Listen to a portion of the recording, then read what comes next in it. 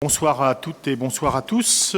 Je vais commencer par faire l'appel, comme traditionnellement. Donc Thierry Noguet est présent, Isabelle Leclanche, Didier Talbourdel, présent. Pascal Évin, présent. Catherine Jaunet, présent. Hervé Battistella, présent. Karine Huette, Michel Molin, présent. Béatrice Riffaut a donné un pouvoir à Madame Florence Talbourdel, Julien Grégoire, présent. Carole Jahan, présent. Patrice Lelièvre, Malika Gallet a donné un pouvoir à Dominique Cadivois, Bruno Chartier, présent. Mélène Prodhomme qui a donné un pouvoir à Bruno Chartier, je ne l'avais pas noté, c'est chose faite. Frédéric Amado, pas de nouvelles. Florence Talbourdel, présent. Christine Dalba, présent. Roselyne Lemestre a donné un pouvoir à Michel Molin, Cédric Huette, Vanessa Lemestre a donné un pouvoir à Isabelle Leclanche, Christophe Mouich, Dominique Cadivois, Pascal Plissonneau, Marie-Christine Delahaye, Joël Jouan s'est excusé et a donné un pouvoir à Madame Delahaye, Alain Delaunay, Mallory Pénanec et enfin Hugues Pétrel. Je vous remercie. J'ai proposé à Christophe Mouich d'être secrétaire de séance et il s'est empressé de me dire qu'il était d'accord. Donc, je le note et je le remercie. Juste avant de commencer ce conseil, je voulais revenir sur les convocations de conseil, puisqu'on a changé notre méthodologie pour sécuriser la messagerie. Donc, alors sur le prochain, ça sera la seule convocation que vous aurez, via le lien S2LO, donc c'est un lien bleu que vous avez dans votre messagerie. Isabelle m'a fait part de certains qui avaient confirmé, donc ça a bien marché. Pour certains, peut-être qu'ils l'ont vu, mais comme ils l'avaient en papier, ils ne l'ont pas confirmé. Donc si des fois, sur la prochaine réunion qui aura lieu au mois de novembre, vous n'avez pas le lien, appelez Isabelle et on essaiera de voir quel est le problème. Ceci étant, sur un autre point, c'est la délibération numéro 10 qui concernait le domaine public sur la dénomination des nouvelles voies et mise à jour de la nomenclature des voies au niveau du port. Cette délibération est retirée puisque le port nous a demandé de la retirer. Alors, je n'ai pas d'explication plus que ça. C'était des noms de rues. Alors, est-ce que il y a eu un contretemps? Donc, il n'y aura pas ce point d'aborder ce soir. Une fois que j'ai précisé tout ça, je vais vous demander, si vous voulez bien, d'approuver le procès-verbal du conseil municipal du jeudi 4 juillet. Le procès-verbal a été adressé par mail à l'ensemble des élus le 9 août 2024. Donc, il est demandé à l'Assemblée municipale de bien vouloir adopter ce procès-verbal du 4 juillet, à moins qu'il y ait des observations ou des commentaires sur ce sujet. Je regarde de chaque côté. Madame Delahaye, il n'y a pas de... Tout était bien pour vous? Bon, super.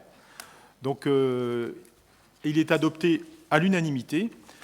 Pour le prochain point, je suis obligé de me déporter puisque cette délibération me concerne personnellement. Donc, je vais laisser la présidence de ce conseil municipal sur cette délibération à monsieur Michel Molin, mon premier adjoint. Et je sors et vous viendrez me chercher quand vous aurez...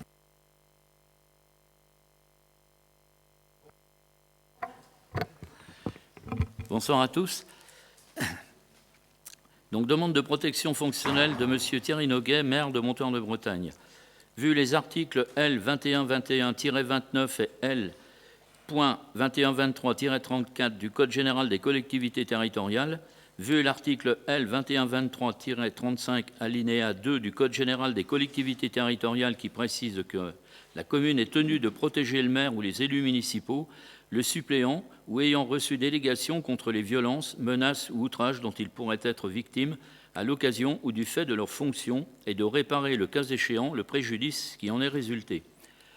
Vu la demande de M. Thierry Noguet, maire de la commune, sollicitant le bénéfice de la protection fonctionnelle, considérant que M. Thierry Noguet a été victime d'insultes et de menaces par mail via un formulaire de contact à la mairie de Montoir-de-Bretagne dans l'exercice de ses fonctions d'élu, considérant que ces faits ont nécessité un dépôt de plainte suivi d'une enquête judiciaire, considérant que M. Thierry Noguet est convoqué à l'audience du tribunal judiciaire de Saint-Nazaire et souhaite être représenté par un avocat, Considérant que dans ces conditions, conformément aux dispositions du Code général des collectivités territoriales, le conseil municipal est juridiquement sollicité pour attribuer la protection fonctionnelle à M. Thierry Noguet, maire de la commune. En conséquence, il est demandé de bien vouloir accorder à M. Thierry Noguet le bénéfice de la protection fonctionnelle sollicitée et de prendre en charge l'ensemble des frais engendrés par ces procédures. Il est ainsi demandé à l'Assemblée municipale, hors la présence de M. Thierry Noguet, de bien vouloir décider d'accorder la protection fonctionnelle à M. Thierry Noguet dans le cadre des procédures décrites, préciser que les frais d'avocat et de procédure relatifs à ces dossiers seront pris en charge par la ville au titre de la protection fonctionnelle. Est-ce qu'il y a des commentaires sur cette délibération? Des avis contraires? Des abstentions? Je vous remercie pour l'unanimité. Si vous permettez, je voudrais intervenir par rapport à cette délibération. Il n'est plus tolérable que les élus que nous sommes, et plus encore nos maires, soient la cible d'individus sans scrupules qui menacent, insultent et parfois même agressent physiquement. Concernant notre maire, qui a reçu des menaces de mort avec un scénario abject mis en place par un individu qui à aucun moment ne s'est posé la question à savoir quelles allaient être les conséquences de ses actes, les conséquences, on les connaît aujourd'hui. Vivre en permanence avec cette menace, sous protection policière, une vie familiale complètement bouleversée, limitation dans vos déplacements, sans compter le traumatisme psychologique subi par notre mère et son épouse. Nous ne devons plus, nous, élus, accepter que ce genre de situation ne se reproduise. Il faut que la justice fasse son travail et condamne lourdement tout individu qui menace un élu, afin de dissuader ceux qui seraient tentés de faire la même chose. Pour terminer, j'invite celles et ceux qui le souhaitent à être présents le 22 novembre 2024 à 11h au tribunal de Saint-Nazaire afin de montrer notre total soutien envers notre maire Thierry Noguet. Je vous remercie de m'avoir laissé m'exprimer.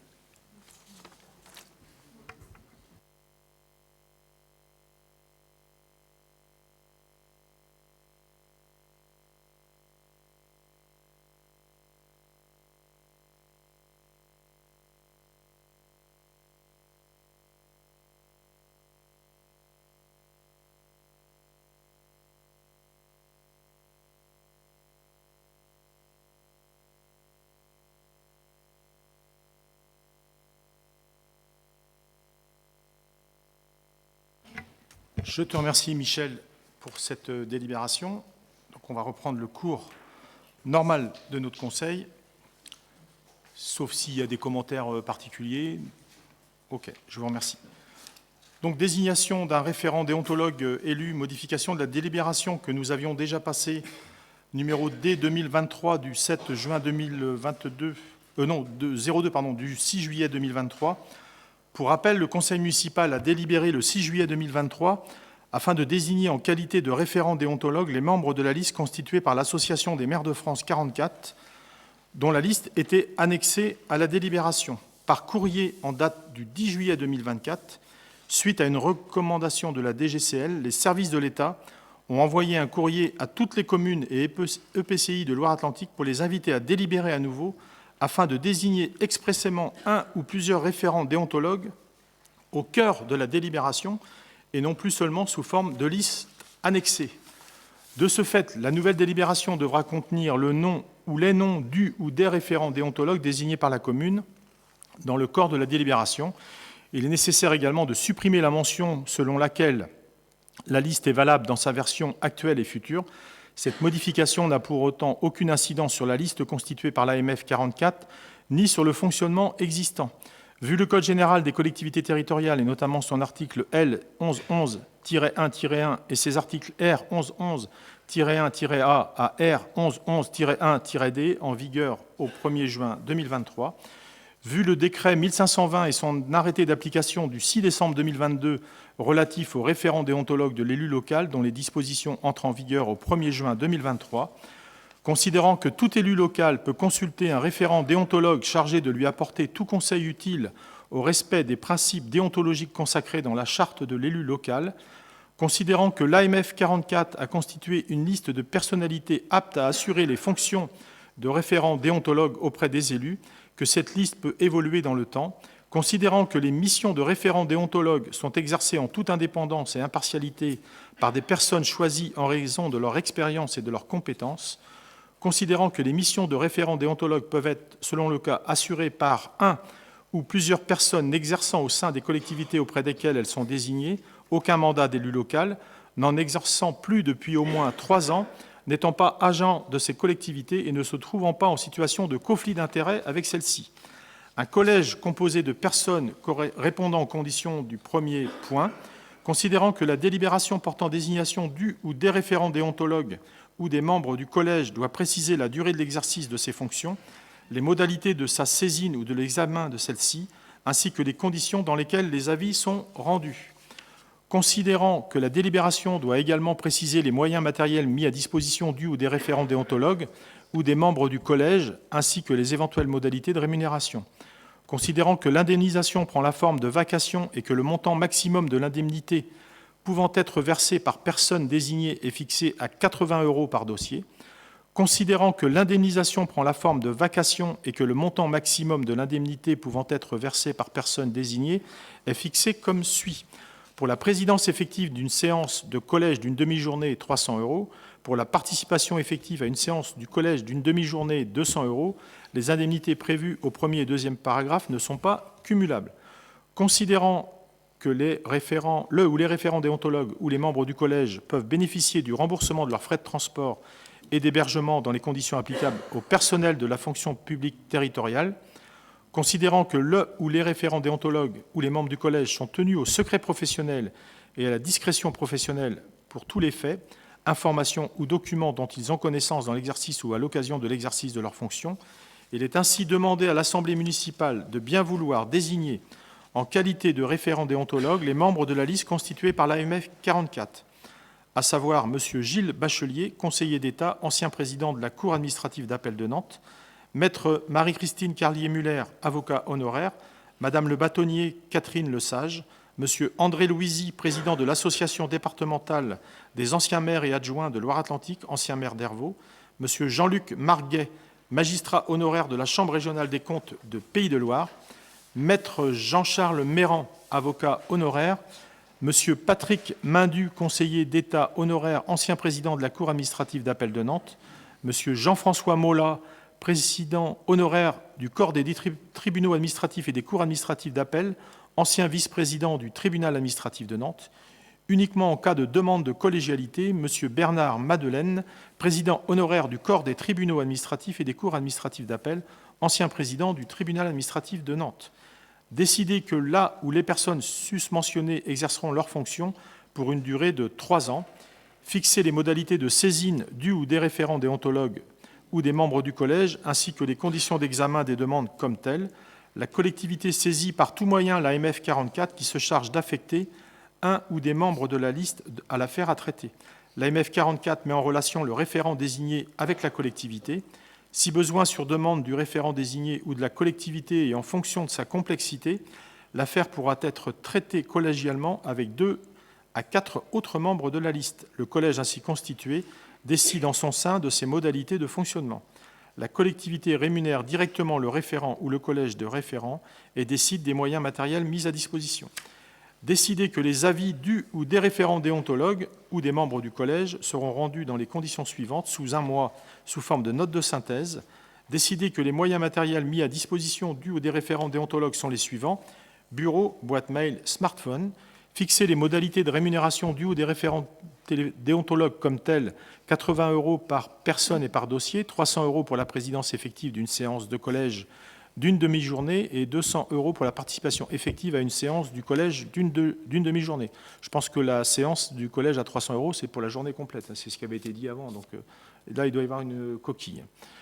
Décider que le ou les référents déontologues ou les membres du collège bénéficient du remboursement de leurs frais de transport et d'hébergement dans les conditions applicables au personnel de la fonction publique territoriale. Décider que cette délibération ainsi que les informations permettant de consulter le ou les référents déontologues ou le collège sont portées par tout moyen à la connaissance des élus locaux intéressés. Par conséquent, la délibération numéro D 2023-7602 en date du 6 juillet 2023 est abrogée. Voilà, donc il y aura juste une coquille sur les frais. Il y a une délibération. On doit faire voter là ou c'est comme... je regarde le libellé.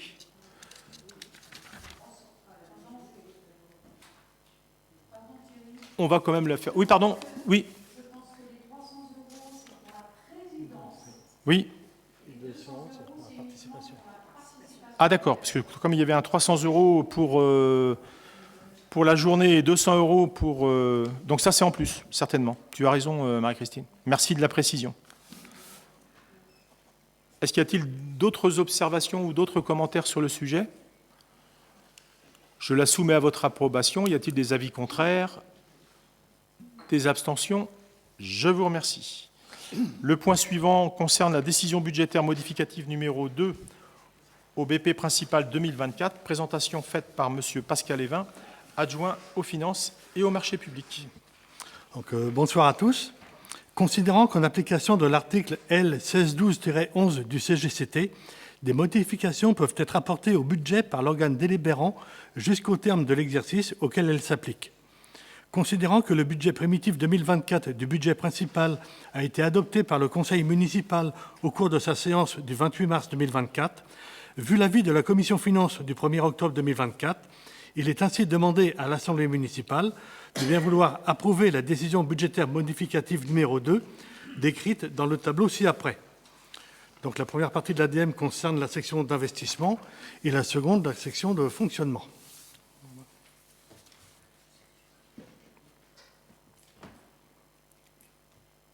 Non, je veux passer au vote.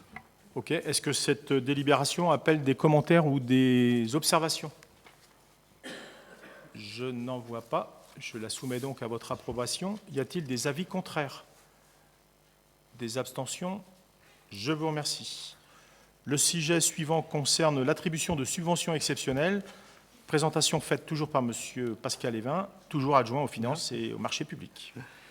Donc la première demande concerne l'association des commerçants Montoire en Folie. Vu le Code général des collectivités locales, notamment les articles L 4221-1 et L 4221-5, vu l'instruction budgétaire et comptable M57, considérant les apports de la loi dite 3DS, différenciation, décentralisation, déconcentration et simplification, sur la notion de conflit d'intérêts, il est demandé aux élus concernés de se déporter en fonction de l'objet de la délibération, et notamment lors de l'octroi de subventions, sauf si leur participation au sein de l'association est prévue par la loi.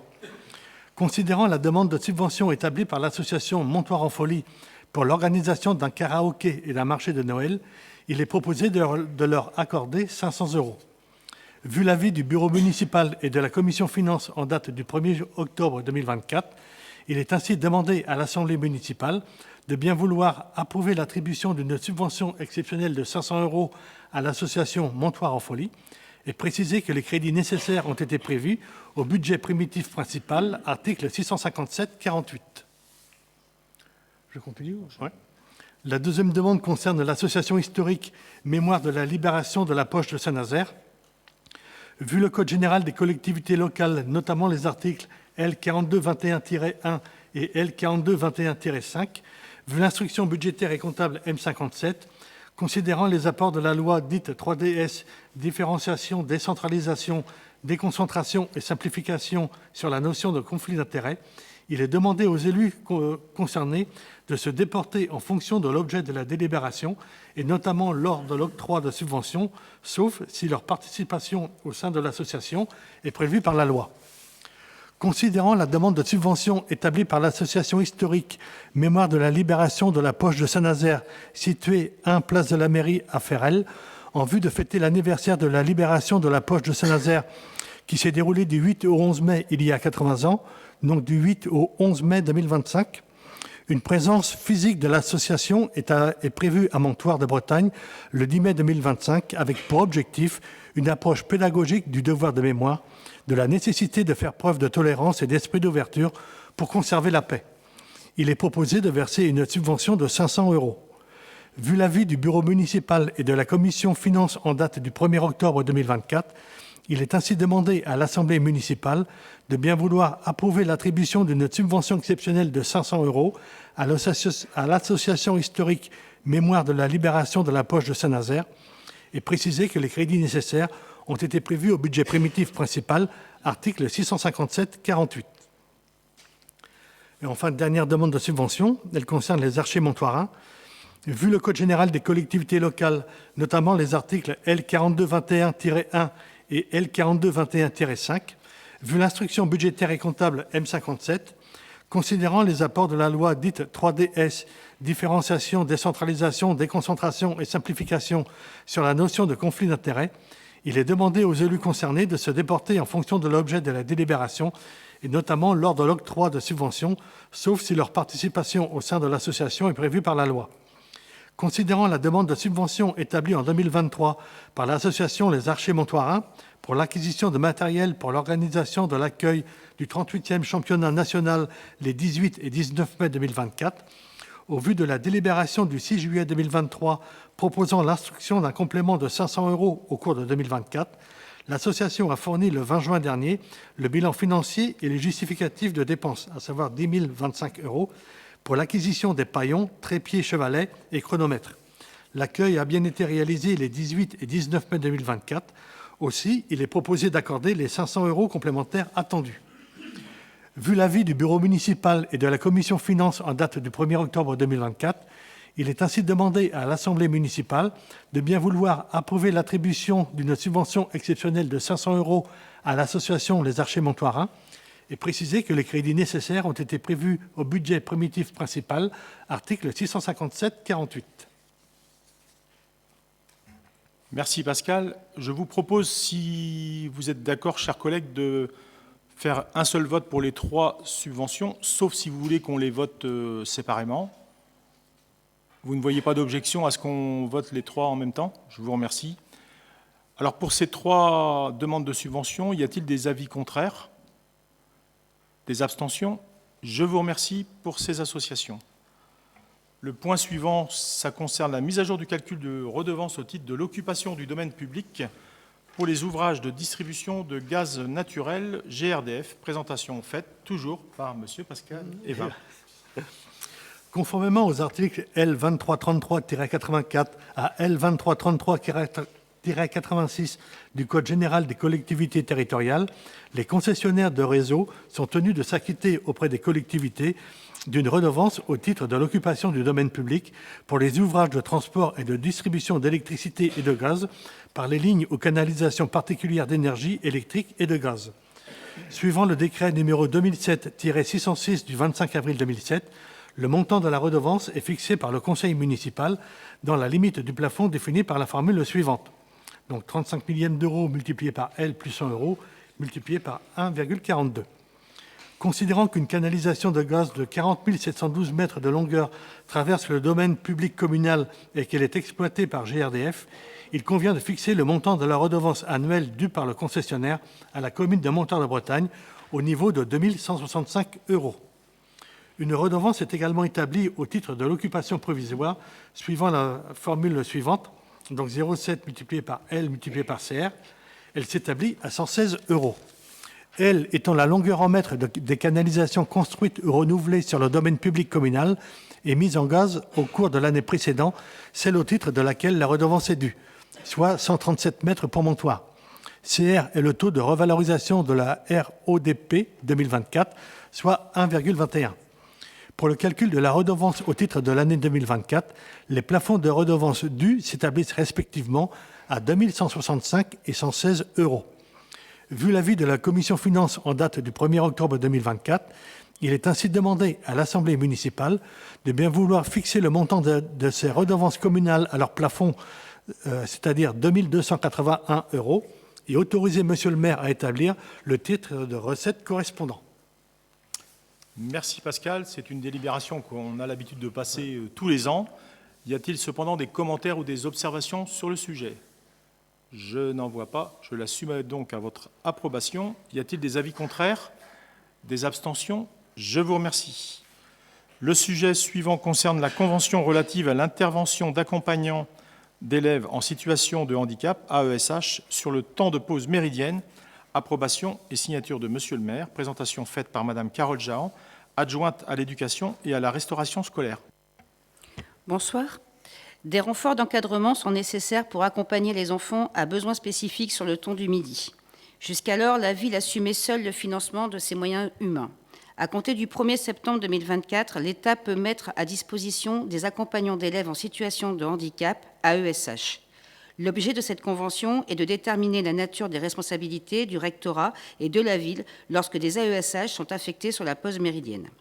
Vu le Code de l'éducation, notamment les articles L211-8, L216-1, L351-1, L351-3 et L917-1, vu le Code de l'action sociale et des familles, notamment ses articles L114-1 et L114-2, vu le Code général des collectivités, vu la loi numéro 205-102 du 11 février 2005 pour l'égalité des droits et des chances, la participation et la citoyenneté des personnes handicapées, vu la loi numéro 2024-475 du 27 mai 2024 visant la prise en charge par l'État de l'accompagnement humain des élèves en situation de handicap durant le temps de pause méridienne, vu la circulaire numéro 2017-084 du 3 mai 2017 relative aux missions et activités des personnels chargés de l'accompagnement des élèves en situation de handicap, vu l'avis favorable de la commission éducation en date du 2 octobre 2024, il est ainsi demandé à l'Assemblée municipale de bien vouloir approuver la convention relative à l'intervention des accompagnants d'élèves en situation de handicap, AESH, sur le temps de pause méridienne dans le premier degré, autoriser Monsieur le maire ou son représentant à signer la convention ainsi que tous les documents permettant la mise en œuvre de cette convention, que vous trouverez en annexe 1. Merci Carole. Y a-t-il des interrogations ou des observations sur cette délibération? Je n'en vois pas. Je la soumets donc à votre approbation. Y a-t-il des avis contraires? Des abstentions? Je vous remercie. Le sujet suivant concerne la convention de partenariat avec les CMEA des Pays de la Loire pour la mobilité internationale des jeunes. Approbation et signature de Monsieur le maire. Présentation faite par Monsieur Julien Grégoire, conseiller délégué à la jeunesse et au sport. Bonsoir. Les CMEA, Centres d'entraînement aux méthodes d'éducation active, sont des acteurs des actions européennes et internationales depuis plusieurs années. Ils travaillent avec l'agence Erasmus+, dans le cadre des financements, des échanges de jeunes, l'animation d'un réseau de partenaires à l'échelle européenne et internationale, et l'accompagnement pédagogique d'équipes d'animateurs jeunesse. Les échanges avec les animateurs de la Maison des Jeunes ont abouti à la proposition d'accompagner ce service, afin qu'il puisse être autonome dans le portage et la mise en œuvre d'échanges de jeunes à l'étranger. Cet accompagnement comprend le portage administratif des dossiers Erasmus+, de la rédaction de l'appel à projet à la rédaction du bilan. Des temps de formation et d'accompagnement sont prévus. La mise en relation avec un partenaire sur le territoire de la mobilité et l'accompagnement à la construction du projet avec ce partenaire. L'accompagnement pédagogique, préparation au départ, pédagogie de l'interculturel, animation linguistique. La construction de temps de valorisation des groupes parties. L'accompagnement des CMEA aboutira à un transfert de compétences après 2 mobilités, afin que les échanges de jeunes puissent être portés directement par la ville de Montoir-de-Bretagne. L'engagement financier est de 3 500 € par mobilité et 2 000 € de formation pour 2 agents, soit un coût total de 9 000 €. En contrepartie, la ville bénéficiera des financements Erasmus+. L'objet de cette convention est de déterminer les conditions de partenariat entre la ville et les CMEA. Vu l'avis favorable de la commission Sport et Jeunesse consultée par voie électronique, il est ainsi demandé à l'Assemblée municipale de bien vouloir approuver la convention de partenariat avec les CMEA Pays de la Loire pour la mobilité internationale des jeunes, donc la convention que vous retrouvez en annexe 2. Autoriser Monsieur le maire ou son représentant à signer la convention ainsi que tous les documents permettant la mise en œuvre de cette convention. Merci Julien. Y a-t-il des commentaires ou des observations sur cette délibération? Je n'en vois pas. Je la soumets à votre approbation. Y a-t-il des avis contraires? Des abstentions? Je vous remercie.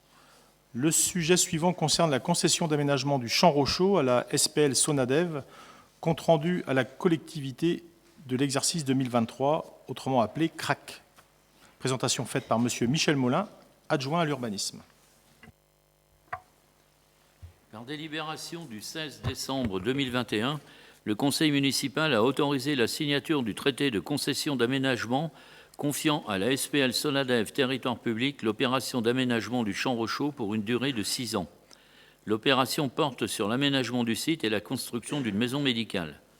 Une première étude préalable avait permis de définir les contours du programme à mettre en œuvre et comprenant une maison médicale de 630 m² de surface de plancher, la réalisation d'environ 35 logements, 230 m² de surface utile de rez-de-chaussée commercial, l'ensemble des travaux de voirie, réseau, espace. Conformément à l'article 2 du traité de concession et en application de l'article L300-5 du Code de l'urbanisme et L.1531-1 du Code général des collectivités territoriales, l'aménageur présente chaque année à la collectivité un compte-rendu d'activité. L'arrêt du projet de maison médicale a mis un terme à l'avancement du programme initial et a nécessité de revoir l'ensemble de la programmation et de l'aménagement. Il convient donc de signer un avenant au contrat de concession. Jusqu'en 2023, les dépenses sont liées aux honoraires de maîtrise d'œuvre engagés pour la maison médicale, à la reprise de la programmation, à l'élaboration d'un nouveau plan d'aménagement, à l'étude faune et flore, au sondage piézométrique, à la rémunération de l'aménageur. Les recettes indiquées dans le bilan correspondent à la participation du concédant, la commune, au lancement de l'opération en 2022 et 2023, soit la somme de 2 fois 151 000 €. Le financement d'une partie des travaux fera l'objet d'un prêt de 600 000 € par la Sonadev. Le bilan présenté en annexe comprend un bilan consolidé composé de 2 sous-bilans. Un sous-bilan maison médicale, résultat moins 10 000 € lié à la non-réalisation du projet de la maison médicale. Un sous-bilan aménagement, résultat plus 10 000 € hors taxe. Le bilan consolidé laisse donc apparaître un résultat neutre. Compte tenu d'une nouvelle programmation, il convient de retenir au titre de l'année 2023 aucune acquisition ni cession. Au titre des dépenses sur la partie maison médicale, 6 000 € d'honoraires. Au titre des dépenses sur la partie aménagement, 9 000 € d'honoraires. 22 000 € de rémunération de l'aménageur tel que prévu dans le contrat de concession. Au titre des recettes, moins 153 000, 151 000 de participation du concédant tel que prévu dans le traité au démarrage de la concession et 2 000 € de produits financiers. Le niveau de participation défini au traité de concession reste inchangé. Le dépôt d'un permis d'aménager sera la prochaine étape. Il est ainsi demandé à l'Assemblée municipale de bien vouloir approuver le compte-rendu financier en annexe 3, le rapport d'activité en annexe 3.1, autoriser Monsieur le maire ou son représentant à signer l'avenant numéro 1 du contrat de concession en annexe 3.2. Merci Michel. Y a-t-il des commentaires ou des observations sur cette délibération? Je n'en vois pas. Je la soumets donc à votre approbation. Y a-t-il des avis contraires? Des abstentions? Je vous remercie. Donc le sujet suivant sur la dénomination des nouvelles voies est abandonné et nous allons directement au rapport annuel de la Commission d'accessibilité 2023, présentation faite par mes soins. Vu le Code général des collectivités territoriales et notamment son article L2143-3, vu l'article 46 de la loi numéro 2005-102 du 11 février 2005 pour l'égalité des droits et des chances, la participation et la citoyenneté des personnes handicapées, considérant que l'article L2143-3 du CGCT impose à toute commune de 5 000 habitants et plus la création d'une commission communale pour l'accessibilité aux personnes handicapées, cette commission doit être composée notamment de représentants de la commune, d'associations d'usagers et d'associations représentant les personnes handicapées qui sont désignées par le maire. La commission dresse le constat de l'état d'accessibilité du cadre bâti existant, de la voirie, des espaces publics et des transports. Elle détaille l'accessibilité aux personnes handicapées ou à mobilité réduite en fonction du type de handicap, des principaux itinéraires et cheminements dans un rayon de 200 mètres autour des points d'arrêt prioritaires au sens de l'article L1112-1 du Code des transports.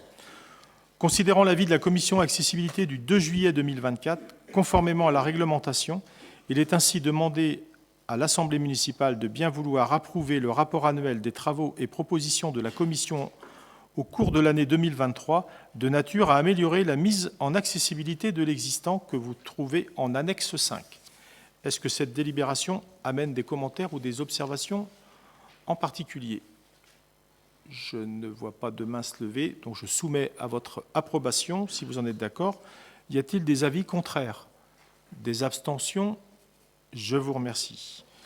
Le sujet suivant concerne une convention régissant l'implantation des points d'apport volontaires pour les déchets alimentaires sur l'espace communal avec Saint-Nazaire Agglomération. Approbation et signature de Monsieur le maire. Présentation faite par Monsieur Bruno Chartier, adjoint aux travaux, à la voirie et à l'environnement. Bonsoir. Vu le Code général des collectivités, vu les obligations de collecte à mettre par Saint-Nazaire Agglomération, considérant que Saint-Nazaire Agglomération est dans l'obligation réglementaire de favoriser la revalorisation des déchets alimentaires, que si dans l'habitat individuel, la distribution gratuite de composteurs est déjà pratiquée depuis plusieurs années, la mise en place de bacs de collecte au pied des collectifs est désormais nécessaire, que ces conteneurs doivent être mis en place pour le 1er janvier 2025 et la campagne de pause planifiée à Montoire pour le dernier trimestre 2024. Considérant que 8 sites ont été étudiés conjointement entre l'intercommunalité et la commune. Considérant que la pose de ces conteneurs nécessite de préciser les missions de chacune des collectivités. Considérant l'avis favorable des membres de la commission travaux informatiques sollicités par voie électronique dans la mesure où il n'y avait pas eu de commission et comme le permet le règlement intérieur du conseil municipal. Il est ainsi demandé à l'Assemblée municipale de bien vouloir approuver cette convention qui est en annexe 6, autoriser Monsieur le maire ou son représentant à signer la convention de mise en place des conteneurs de collecte de déchets alimentaires intercommunaux et tout document relatif à cette affaire. Merci Bruno. Cette délibération apporte-t-elle des commentaires ou des observations sur ce sujet? Ok, je la soumets à votre approbation. Y a-t-il des avis contraires? Des abstentions? 2 abstentions. Je vous remercie. Ah, 3, pardon, excusez-moi. Effectivement. Vous n'aviez pas de commentaires à faire là-dessus ou pour justifier votre abstention ou vous vous abstenez tout simplement? Non, en fait, c'est plus on s'abstient parce qu'on s'interroge surtout sur le côté de l'hygiène, enfin, des rats et tout. Parce que c'est vrai que bon, bah, ça débute, mais c'est vrai qu'on s'interroge plutôt sur le côté hygiène, quoi. C'est plutôt pour ça qu'on s'abstient. Alors, effectivement, c'est les réflexions qu'on peut avoir ça et là. Si vous allez du côté de l'Ormois, il y a un composteur familial qui existe déjà depuis presque 1 an. Si vous mettez votre nez dessus et si vous regardez autour, il n'y a pas de rats. Si vous prenez Saint-Nazaire au Jardin des Plantes, il y en a un aussi. À ce jour, il n'y a pas de rats. En plus, il y a systématiquement toutes les semaines un agent de propreté de la Carène qui vient remuer le compost, parce que pour que le compost vive, alors même si la plupart des usagers l'utilisent, mais il y a quelqu'un qui vérifie justement la bonne utilisation de ce composteur. Alors, l'inquiétude est légitime, hein, parce qu'en fin de compte, quand on a présenté ça dans toutes les communes, comme c'est moi qui porte ce dossier-là, forcément, ça fait partie des interrogations. Aujourd'hui, avec le recul, et puis le fait qu'il y a un agent qui passe de manière régulière et que des usagers se sont appropriés le matériel et sont garants aussi, puisqu'il y a un cadenas avec un code et seuls les usagers proches ont accès à ce cadenas. Après, il y a peut-être des gens chez vous où vous avez déjà des composteurs individuels. Alors après, s'il y a des rats, il y a peut-être une utilisation du compost peut-être à reprendre. Alors aujourd'hui, la démarche, quand on donne des composteurs, parce que avant, effectivement, c'était payant, aujourd'hui, c'est gratuit, il y a un petit guide d'utilisation qui est donné avec, et un agent, quand il remet le composteur, il passe 10 minutes, un quart d'heure à expliquer comment faire du compost efficace. Alors, l'inquiétude est légitime, mais avec le recul qu'on a déjà sur les composteurs collectifs qui sont utilisés, on n'a pas constaté de débordement excessif. Voilà. Donc, mais j'entends bien que je considère votre abstention, il n'y a pas de souci. Merci beaucoup, en tout cas, pour l'observation. Oui, Madame Pénadec. Non, c'était juste parce qu'en fait, le compost, bien souvent, c'est plutôt des herbes, des feuilles et tout, mais là, c'est comme c'est fait que ça soit alimentaire, c'est pour ça que c'est plus l'interrogation, parce que des fois, tout ce qui est alimentaire attire plus facilement. Mais je ne sais pas, je connais... Alors, même si vous avez un composteur individuel, vous pouvez jeter vos nourritures de table. Alors, moi, j'ai un composteur sur pattes, parce qu'il s'appelle un chien, et j'ai pas beaucoup de déchets alimentaires. Donc moi, je n'ai pas l'utilité d'avoir ce genre de choses. Après, la grosse inquiétude que vous n'avez pas soulevée, mais que je vais soulever, c'est, bah oui, quand on mange des langoustines ou des crevettes, parce que comme on habite au bord de la mer, c'est un peu embêtant. L'avantage de ce type de composteur collectif, quand vous brassez ou quand ça vous évite d'avoir des odeurs dans votre poubelle, mais au moins ces composteurs-là peuvent servir aussi à ça. Mais bon, je comprends votre observation et je la prends très bien, il n'y a pas de problème de ce côté-là. Le sujet suivant, c'est la convention d'entretien des espaces extérieurs avec Habitat 44, approbation et signature de Monsieur le maire, présentation faite par Monsieur Bruno Chartier, adjoint aux travaux, à la voirie et à l'environnement. Une convention entre la commune de Montagne-de-Bretagne et Habitat 44 a été signée le 24 août 1992 relative à l'entretien des espaces extérieurs. Celle-ci est devenue obsolète et il convient donc d'actualiser les modalités de cette convention qui a pour objet l'entretien courant des espaces extérieurs, tout accès, chemin et venelle de circulation piéton dans les ensembles immobiliers situés sur la commune de Montagne-de-Bretagne pour Habitat 44. Vu l'avis favorable de la commission travaux informatiques sollicitée par voie électronique, il est ainsi demandé à l'Assemblée municipale de bien vouloir approuver cette convention d'entretien des espaces extérieurs avec Habitat 44. Cette convention est en annexe 7. Autoriser Monsieur le maire ou son représentant à signer tout document relatif à cette affaire. Merci Bruno. Sur cette convention avec Habitat 44, est-ce que cela amène des observations ou des commentaires? Je n'en vois pas. Je la soumets donc à votre approbation. Y a-t-il des avis contraires? Des abstentions? Je vous remercie. Le sujet suivant, ça concerne le compte-rendu des décisions, article L. 2122-22 du Code général des collectivités territoriales. En application de la délégation qui m'a été donnée par le conseil municipal du 10 juillet 2020 et en vertu de l'article L. 2122-22 du Code général des collectivités territoriales, je vous rends compte des décisions qui ont été prises. Si après les recettes perçues au titre de fonctionnement des cimetières communaux pour la période du 3 juin au 1er septembre 2024, achat nouvelle concession, columbarium, pour la somme de 1 300 €. Un arrêté du maire en date du 5 juillet 2024 fixant les tarifs municipaux 2024 des locations de salles que vous avez en annexe 8. Un arrêté du maire en date du 17 juillet 2024 fixant les tarifs des spectacles de la salle Bonnefontaine pour la saison 2024-2025 que vous avez en annexe 8.1, une décision 2024.01 du 27 mai 2024 qui concerne la MAPA du 24 avril 2024 pour le groupe scolaire Jean Jaurès, démolition des anciens logements, RAZED, l'attribution du marché à l'entreprise Charrier à Montoire de Bretagne, non, là ils sont situés à Rennes, pardon, excusez-moi, tellement l'habitude, pour un montant hors taxe de 52 219,92 €. Décision 2024.2 du 18 juin 2024, MAPA du 242 fourniture et distribution de carburant à usage d'engins roulants ou de matériel. L'attributaire, c'est la SAS Lankemab Super U. Alors, c'est le Super U de Montoire de Bretagne, hein, même si le nom Lankemab, ça paraît exotique, mais c'est bien le Super U de Montoire.